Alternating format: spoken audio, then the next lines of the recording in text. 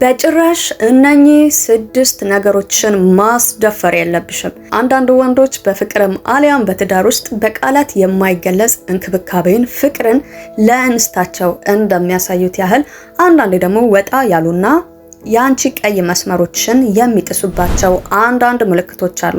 እነኚህ 6 ምልክቶች ምን ናቸው የሚሉትንና እነኚህ 6 ነጥቦች ደግሞ በቀጥታም ሆነ በተዘዋዋሪ መንገድ እየተደፈሩብሽ እንደሆነ ካወቅሽ ኖ ልቲ የሚገቡሽ ነጥቦች ናቸው ማለት ነው።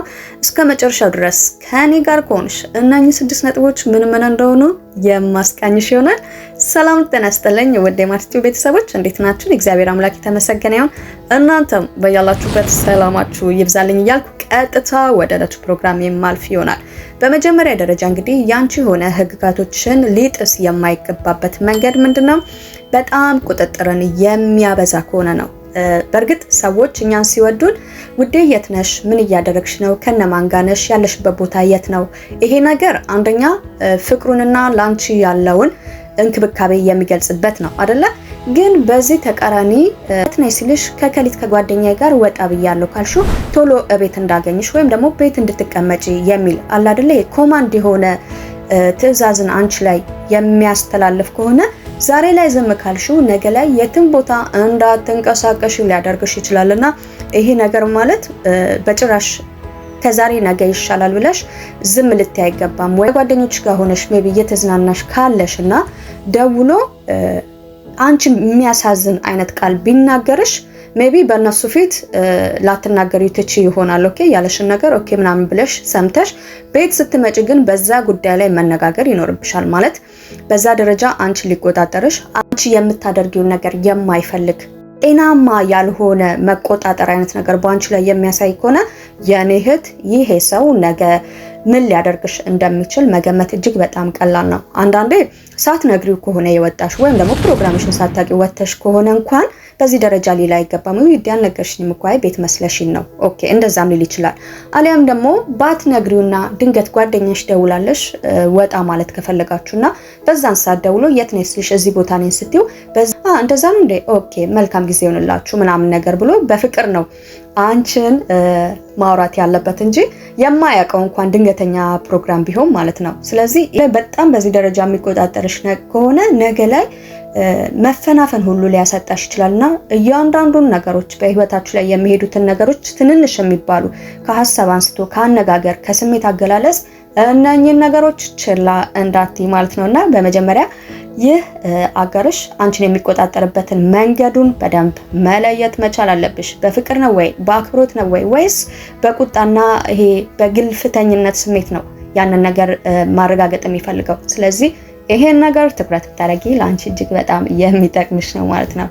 ሌላኛውና ኛው ነጥቤ ደግሞ አንቺ ያለ ፍላጎትሽ በተቃራኒ ጾታ ላይ ስንሆን ያው የስጋ ፍላጎቱ ይኖራል አይደለ? ግን ያንን ነገር የሁለታችሁ ፍቃደኝነት ሳይኖር የራሱን ፍላጎት ብቻ ማስኬድ የሚፈልጋን ነገር ከሆነ ይህ ነገር በተደጋጋሚ የምታይ ከሆነ እጅግ በጣም ከባድ ነው። የተቃራኒ ጾታ ላይ ስንሆን ፍላጎታችንን ማስተናገድ ነው። ስለዚህ ያንን ነገር ያንቺ ፍላጎት ሳይኖር ራሱ ብቻ በፈለገበት ሰዓት ምንም ያንቺ ዝግጁነት ሳይኖር ያንን ነገር ሊያስገድድሽ የሚሞክር ከሆነ ይህ እጅግ በጣም ቀይ መስመር ነው ማለት ነው። ምክንያቱም ፍቅር ላይ ስንሆን መደማመጥ ሁሉ ነገራችንን ሼር የምንደራረግበት ማለት። ስለዚህ እዛም ፍላጎታችን ላይ የሁለታችን መነቃቃቱ ከሌለ አንዱ አስገድዶ ያንን ነገር ማድረግ የሚፈልግ ከሆነ የትክክለኛ ፍቅር አይደለም ማለት ነው። ስለዚህ ይህንን ነገርም ትኩረት ልታደርጊበት ይገባል። ምክንያቱም ያ ሰው ላንቺ በደንብ ስሜትሽን ፍላጎትሽን የሚረዳ ቢሆን አንቺ በዛን ሰዓት ካላሰኘሽ ኦኬ በፍቅር ነው ያንን ነገር ማለፍ ያለበት እንጂ ፍቅር የመስራት ነገር ሁለቱም ተቃራኒ ጾታ አንድ አይነት ፍላጎት ሲኖራቸው ፍቅርም ደስ በሚል ሁኔታ በማይረሳ አይነት ወይም ጣም ባለው አይነት መንገድ ያን ነገር ማድረግ ይቻላልና ያንቺ ፍላጎት ሳይኖር የራሱን ፍላጎት ብቻ ለማስቀደም የሚጠር ከሆነ ይህ ትልቅ ቀይ መስመር ነው ማለት ነውና ነው ልትይበት የሚገባ ሐሳብ ነው ማለት ነው። ሌላኛውና ሶስተኛ ነጥቤ ደግሞ በጭራሽ ልታስደፍሪው የማይገባ ነገር ከቤተሰቦች ሊሆን ይችላል፣ ከጓደኞች ጋር ሊሆን ይችላል።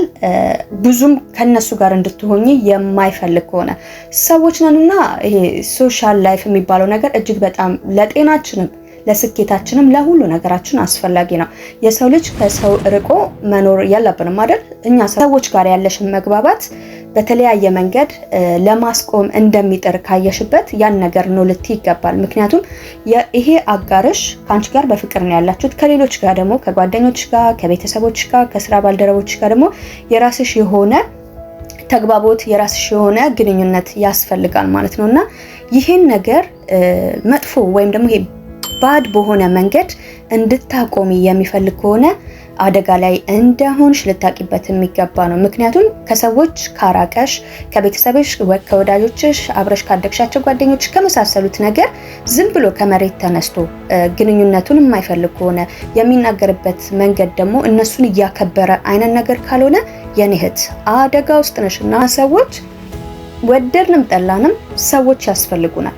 ይሄ ከሰው ሊያቆራረጥሽ ከቤተሰብም ከወዳጆችሽም እንደዚህ አይነት ጥረቶችን የሚያደርግ ከሆነ ኖ ልትይ ይገባል የኔ እህት፣ በኋላ መጨረሻሽ የከፋ ስለሚሆን ማለት ነው። ሌላኛውና አራተኛው ነጥቤ ደግሞ አንቺ ባለሽ ነገር በትምህርትሽም ሊሆን ይችላል፣ በስራሽም ሊሆን ይችላል፣ በቃ አንቺ በሚያስደስቱሽና ለውጥ እያየሁባቸው ናቸው ብለሽ በምታስቢያቸው ነገሮች ላይ በዛ ደረጃ አድናቆትንም ሆነ ዋው እያደረግሽ ነው ትክክል ነሽ ወይም ደግሞ አለ አይደል ይሄ ደስ የሚል ሐሳብን የማይሰጥሽና አንቺ በምታደርጊያቸው ነገሮች በዛ ደረጃ አበረታታት የማይፈልግ ከሆነ የኔ እህት ይሄ ሰው የፍቅር አጋርሽ ወይም ባልሽ ሳይሆን ቤትሽ ያለው ወዳጅ መስሎ ጠላትሽ ሊሆን ስለሚችል ይሄን ነገር ጥንቃቄ ልታደርጊበት ይገባል። የሆነ ሰው በተለይ በፍቅር አጋርሽ የከጀልሽው ሰው እኛ ሴቶች እኮ ለምሳሌ ሰውነትሽ ትንሽ ጨምሮ ከሆነና ትንሽ የሰውነት ለውጥ ካመጣሽ ወይም ኪሎሽ ከቀነሰ ወይም የምትፈልጊው ሼፕ ላይ ከሆንሽ ዋው አሁን አምሮብኛል ምናምን ስትዩ ለሱ ምንም ላይሆን ይችላል ሁሉ ይችላል ማለት ነው።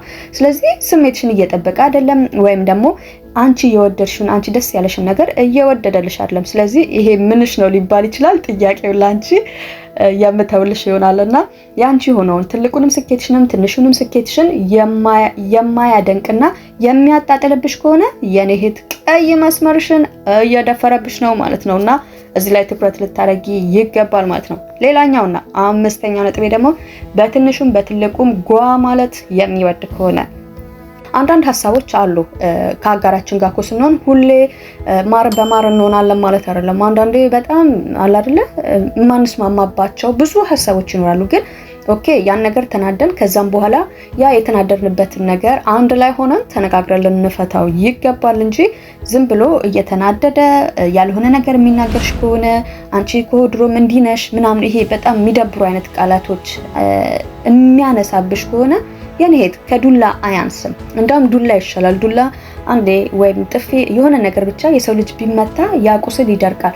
ግን ይሄ ልብሽ ውስጥ ገብቶ ስንቅር የሚል አይነት ንግግር የሚናገርሽ በሚናደድበት ሰዓት ቃላቶችን የማይመርጥ ይሄ የስሜት መረጋጋት ከሌለው አፉ ላይ የመጣውን ነገር ብቻ በአጠቃላይ የሚናገርሽ ከሆነ የኔ እህት በስነ ልቦናሽ ላይ የሚፈጥረውን ጫና ማወቅ መቻል አለብሽ። ይሄ ነገር እየበዛ ሲሄድ አቢዩዝ እያደረገሽ በመጣ ቁጥር ራስሽንም ወደ መጥላት ትሄጃለሽና ይሄ ፍቅር ነው ወይስ ምንድን ነው?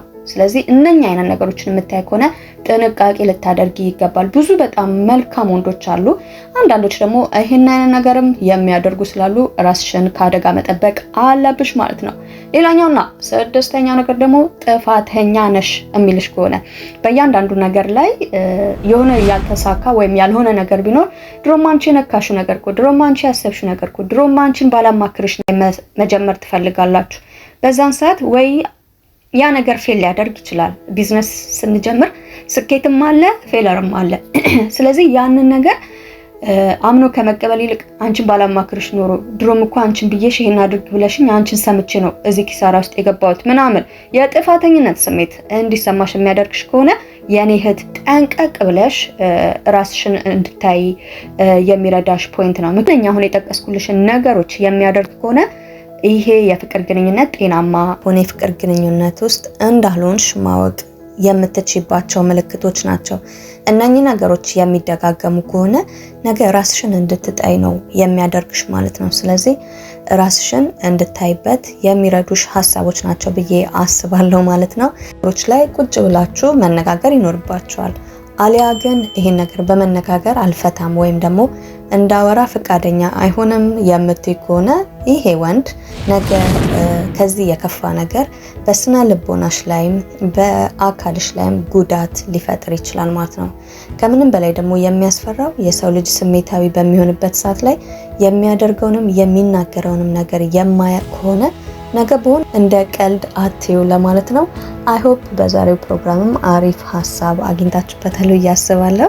በቀጣይ በሌላ ፕሮግራም እስከምንገናኝ ድረስ በያለንበት ቸርን ሰንበት።